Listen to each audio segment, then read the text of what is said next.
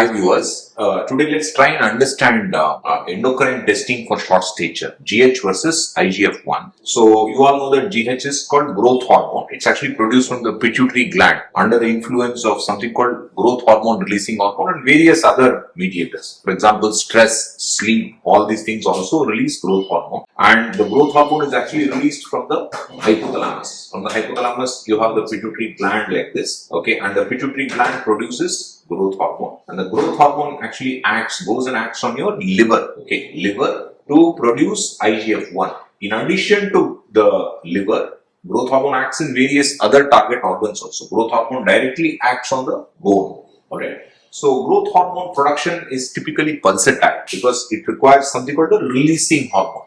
Okay, releasing hormone is not produced at all times. There are specific triggers which are required. So growth hormone levels are not high all times. So when you are looking at short stature diagnosis, so a random growth hormone, random level of growth hormone done only once has no value. Okay, so you may do in a child who is absolutely normally and growing well. So if you do a random growth hormone, the random growth hormone may come low, or even a fasting level of growth hormone may come low because growth hormone is produced at night.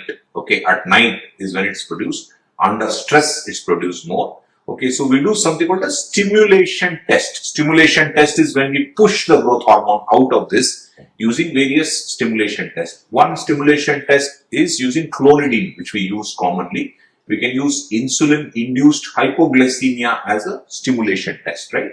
So these are stimulation tests for the growth hormone production. But apart from that, the best way to actually assess growth is to do a random IGF-1. Random IGF-1. You can do it in the fasting state. Typically, it is done in the fasting state. The IGF-1. IGF-1 is called insulin-like growth factor 1.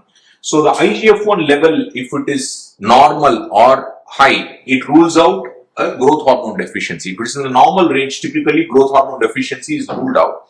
But if the IGF-1 is low, then it could be due to other conditions like nutritional disorders. So, for example, someone has celiac disease, so their growth hormone may be high, but the IGF-1 may be low. Or someone may have kidney disease, or someone may have Turner syndrome. Then again, the IGF-1 will be low and the growth hormone may be less. So many of these complex interactions are there. So typically, we measure a random IGF-1 or a stimulated GS rather than just the GH alone, So typically in clinical practice, what I do is when a child presents with short stature, there is no apparent cause for growth failure. So I will usually get a IGF-1 level. So IGF-1 level is sort of a screening test, and if the IGF-1 level is normal or high normal, so then it more or less rules out growth hormone deficiency. But IGF-1 normal does not mean that you cannot give growth hormone. Okay, so there are several indications for giving growth hormone. Even the IGF-1 level may be normal, but if there is a idiopathic short stature, we can give growth hormone. If there is a small for gestational age and the child has not kept up with growth, so some child with short stature or a small at birth, say instead of 2.5 kilogram normal birth weight, the baby is born with say 2 kilogram birth weight, the height is not picking up, then again we can give growth hormone therapy. Even in Turner syndrome, despite the GH and IGF-1 being normal, we can give growth hormone therapy.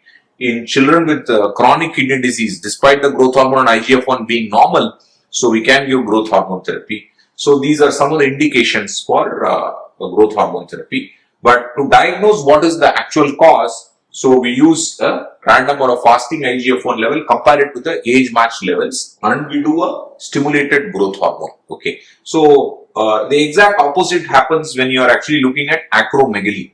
So for acromegaly, what we typically do is we do a random GH and IGF-1. If the GH and IGF-1 both are high, if the IGF-1 is high and GH is inappropriately normal or high, so typically the IGF-1 is high, GH should be low because of the feedback inhibition. So the IGF-1 actually suppresses GH. So if you have a slightly high GH and IGF-1, it indicates a growth hormone excess condition. So a random GH and IGF-1 can be used to diagnose acromegaly, which is the opposite of growth hormone deficiency. It's a growth hormone excess condition. Thank you.